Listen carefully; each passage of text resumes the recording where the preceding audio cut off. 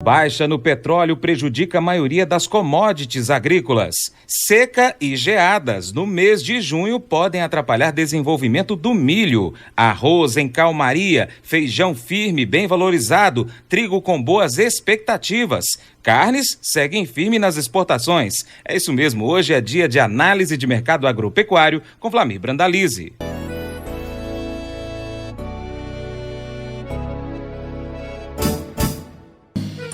Acordo de manhã para prosear no mundo do campo, as notícias escutar. Vem com a gente em toda a região com o seu programa Paracatu Rural.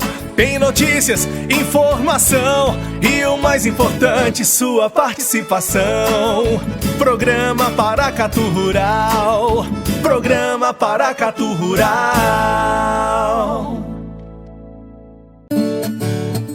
Análise de mercado agropecuário, com Vlamir Brandalize.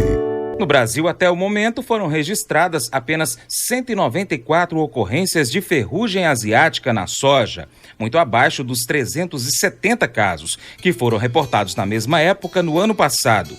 Como a colheita da soja está praticamente finalizada em 6 grandes estados brasileiros, a tendência é que a safra 19/20 marque um recorde positivo de menor incidência da doença desde meados de 2004, quando o levantamento começou a ser realizado. O último caso da doença reportado no Brasil, em 2020, aconteceu em 13 de abril, em Jales, São Paulo. Desde 13 de março, apenas 12 casos foram registrados no país, mostrando então uma desaceleração frente aos meses anteriores. Segundo o consultor Vlamir Brandalize, o mercado brasileiro segue comprador.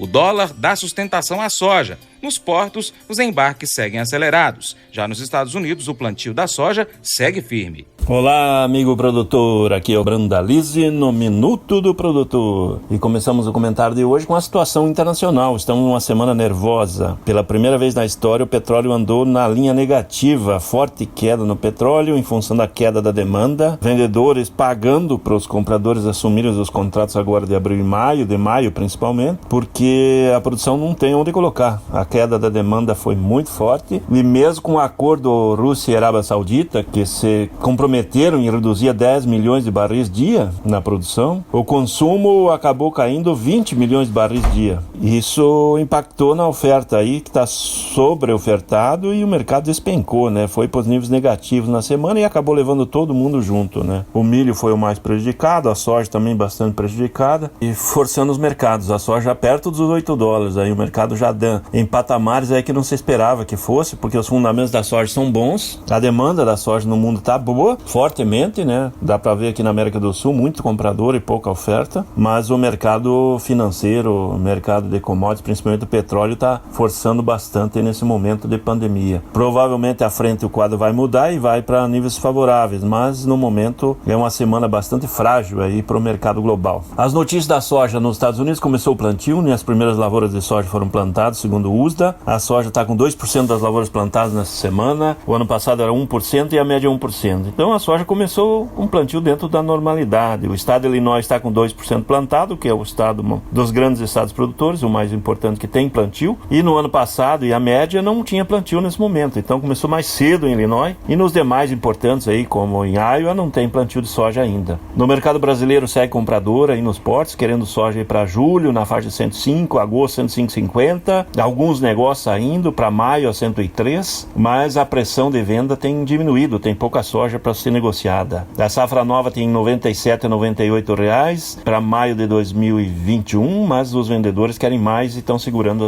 as ofertas. Então é um mercado calmo, com chances aí para a soja de junho na faixa de 98,5 até 99 reais tem dado, bem em função do dólar aí, que foi a 5,30 novamente, em patamares muito próximos dos recordes nominais. Então dólar dando sustentabilidade da soja nos portos, que segue com os embarques acelerados. E falando em embarques, no relatório da semana, a SECEX aponta que o Brasil já está com 8,8 milhões de toneladas acumuladas nesse mês de abril, com 12 dias úteis já contabilizados. Ainda faltam 9 dias para fechar o mês, ou seja, 9 dias úteis. No ritmo que está indo atualmente, deve passar de 14 milhões e meio de toneladas exportadas nesse mês de abril, e se confirmado aí esses patamares de 13 milhões acima, aí vai ser recorde histórico mensal. mundial. Tudo caminha para ser recorde histórico de exportação mensal agora em abril pelo Brasil. Os compradores estão agressivos, a China é o principal comprador, levando a maior parte, e no momento já tem 27,1 milhões de toneladas exportadas. Então, o Brasil com o recorde histórico de exportação acumulada nesse ano também, com 27,1 milhões de toneladas, com um ritmo acelerado, pé no acelerador, e muito acima dos anos anteriores, né? Então, o quadro é positivo aí para a exportação, que segue aproveitando o câmbio favorável nesse momento aí, porque no ano passado tinha 22 milhões de toneladas embarcadas nesse mesmo período.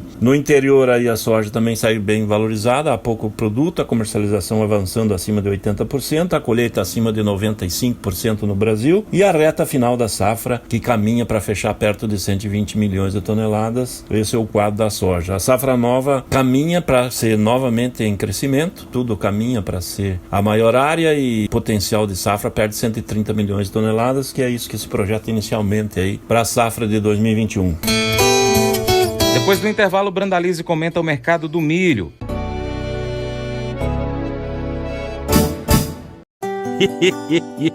Mas eu vou dizer uma coisa pra você, viu?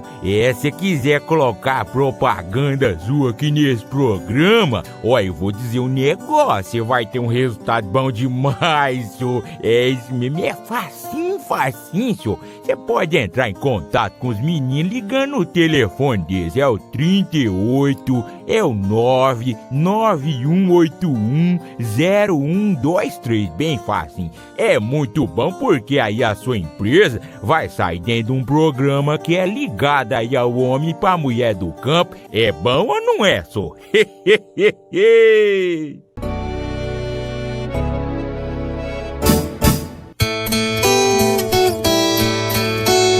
Apesar das previsões anteriores indicarem a possível regularização das chuvas com a chegada do outono, os modelos atuais de previsão do tempo começam a indicar mais um período de estiagem para todo o sul do país, gerando preocupação para o desenvolvimento do milho safrinha no Paraná.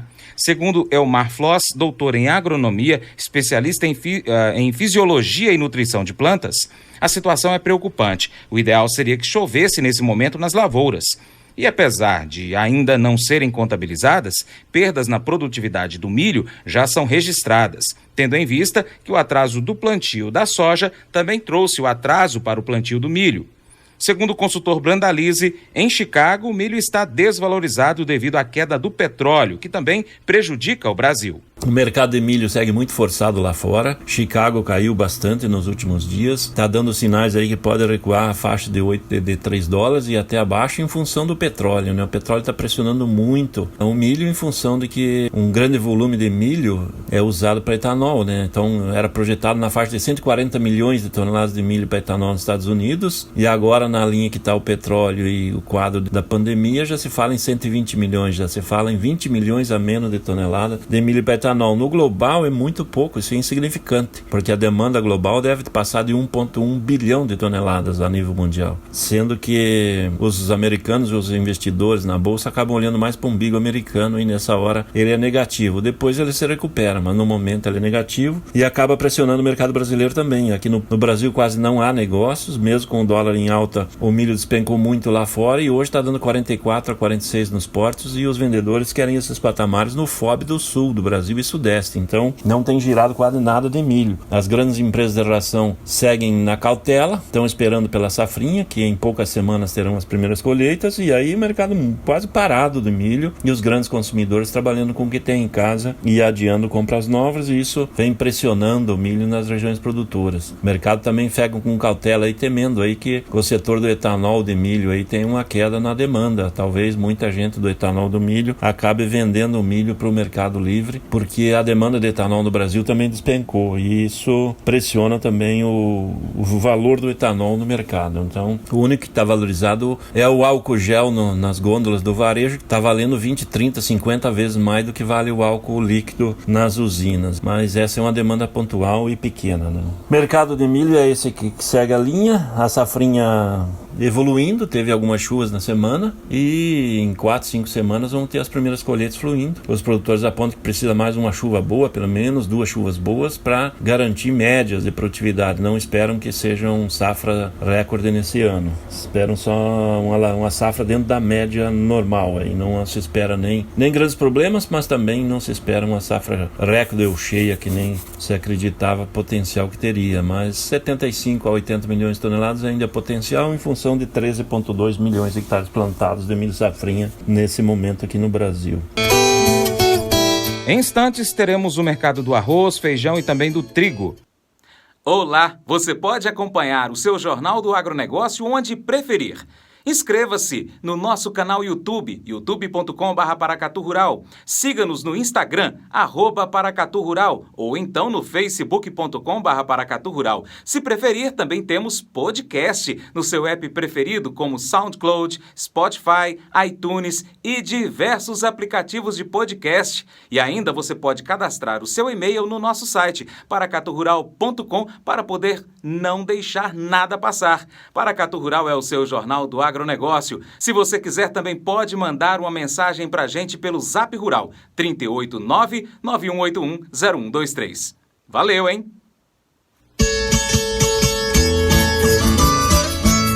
Segundo o IBRAF, as safras colhidas de feijão carioca desde janeiro, que serão colhidas então até junho, devem somar cerca de 940 mil toneladas.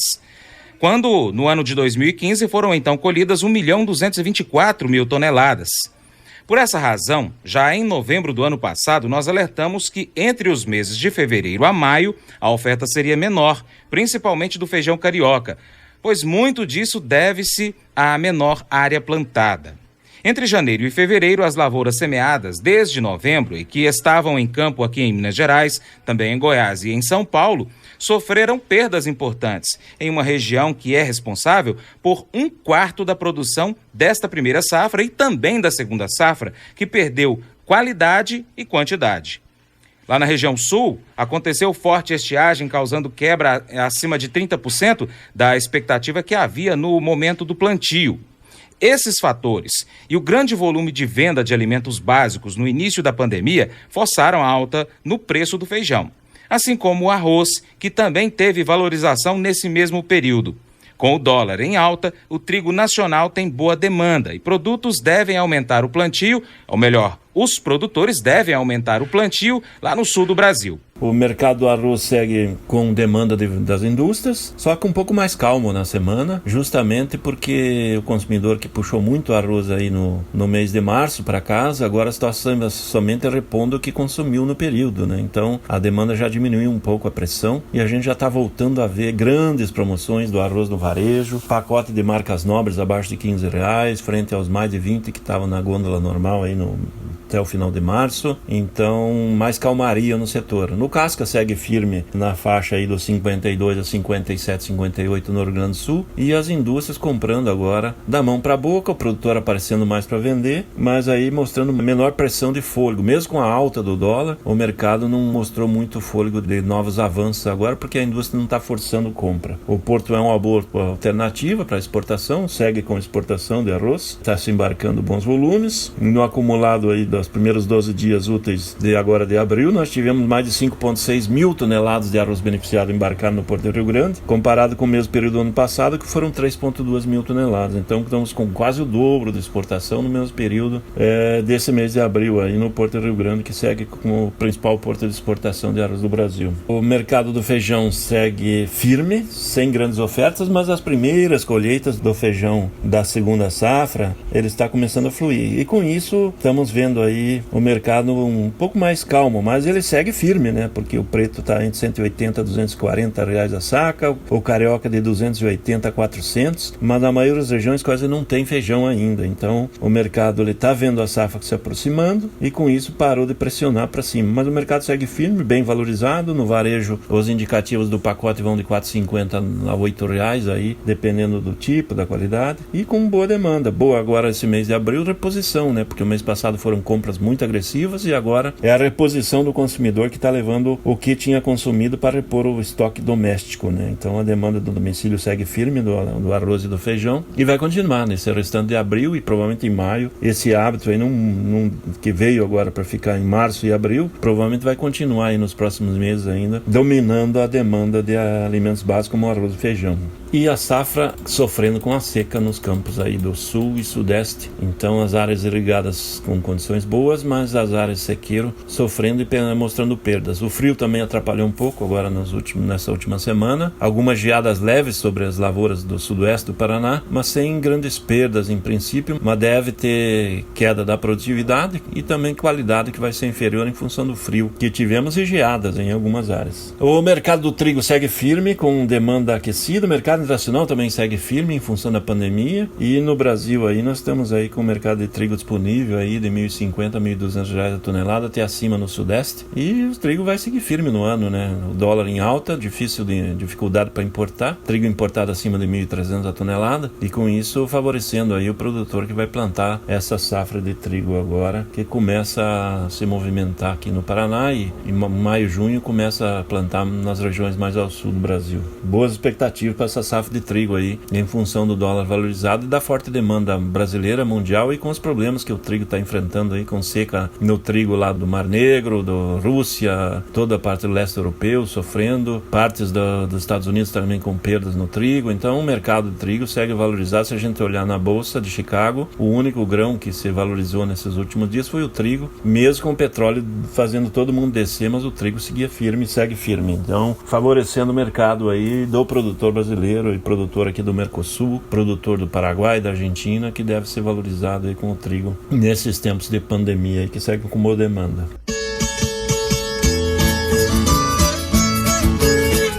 A última semana foi marcada por um baixo número de negócios no mercado do boi gordo.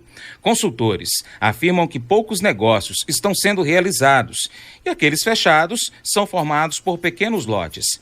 Com a chegada da segunda quinzena do mês, período de menor consumo de carne bovina pela população, as indústrias frigoríficas mantêm a estratégia de escalas encurtadas e também pulando dias de abate. Vale destacar que algumas unidades ainda estão fora de compras ou então em férias coletivas. Segundo o consultor Vlamir Brandalize, o setor do boi gordo segue com a exportação forte e as expectativas são de 130 mil toneladas neste mês. O mercado suíno segue forte com recorde de exportação. O frango, dentro da normalidade da exportação, com tudo fluindo muito bem. O setor da carne mostra aí uma acomodação, o boi mais calmo, o boi aí na faixa de 180 a R$200 arroba, mais calmo, estabilizado, com leve pressão de baixa em função da demanda interna um pouco mais calma, mais lenta, não está tendo aquele churrasco do fim de semana, então isso a demanda está limitando aí o consumo da carne bovina interna. Na exportação segue com o pé no acelerador, né? O boi está nesses primeiros 12 dias do mês aí com 67,3 mil toneladas acumuladas, tem 9 dias úteis ainda pela frente, então um potencial de mais 60 mil toneladas ainda para esse restante de mês, aí com potencial de ir a 120 até talvez 130 mil toneladas exportadas nesse mês e por enquanto caminha para ser recorde histórico de exportação para o mês de abril para o boi. No acumulado do ano está com 420,8 mil toneladas acumuladas, é recorde histórico para o acumulado do boi até agora e segue valorizado em função do câmbio favorável. Mercado suíno também segue com o pé no acelerador, 37,3 mil toneladas embarcadas de suíno em 12 dias úteis, potencial desses mais 9 dias aí, mais umas 30 mil, podendo chegar a 60 mil, 65 mil, ou seja, fôlego positivo para o suíno, que também segue com um recorde histórico de exportação no acumulado, 218 mil toneladas de janeiro até agora, no suíno, e é recorde histórico de exportação no acumulado suíno também. No setor do frango, também bons números, aí com mais de 1.139.000 toneladas acumulados, bons números no acumulado do frango, e nesses primeiros 12 dias úteis do mês de abril estamos com 189,2 mil toneladas no relatório dessa semana da CSEX. Então o frango também segue bem, em bom ritmo na exportação. O frango segue dentro da normalidade de exportação, que o Brasil é líder mundial, né? Então ele vai mantendo os seus mercados. Quem tem avançado nesse ano é o suíno, principalmente, que avançou mais em proporção, e o boi também aquecidos, ambos na carne, na exportação, trazendo grande volume de divisas. Estamos com circuito circuito de transporte, logística, tudo funcionando bem, portos andando bem. E estamos aí com um controle sanitário adequado dentro dos frigoríficos, poucos casos isolados de coronavírus aí, do corona, em funcionários, em trabalhadores do setor frigorífico brasileiro. Foram poucos casos, isoladíssimos, e isso dá condição para continuar trabalhando em ritmo bom para atender todo esse mercado de exportação, né? O Brasil trazendo grandes divisas no setor do agro, soja batendo recorde, carnes batendo recorde, trazendo dinheiro para agilizar a economia aí, que nós precisamos começar a acelerar aí, porque os governos não vão ter dinheiro para pagar o salário dos funcionários. Então a economia tem que voltar a andar, senão o Brasil não tem como sobreviver aí a essa pandemia, porque não tem reservas, a população não tem reservas, e aí temos que voltar a andar. Então esse é o quadro. O setor da exportação brasileira segue acelerado. O único que está com ritmo lento nesse momento é o milho, que vai ter embarques a partir de julho em diante, porque agora é embarque de soja e a soja batendo recorde. É isso aí, amigo produtor, aqui foi o Brandalize, mais um Minuto do Produtor. Um grande abraço a todos, até o próximo. E para continuar recebendo as informações do agronegócio, inscreva-se em nosso canal. Também clique no sininho e compartilhe este vídeo com seus amigos para nos ajudar a trazer muito mais informações para você. Muito obrigado. Programa Paracatu Rural. Programa Paracatu Rural.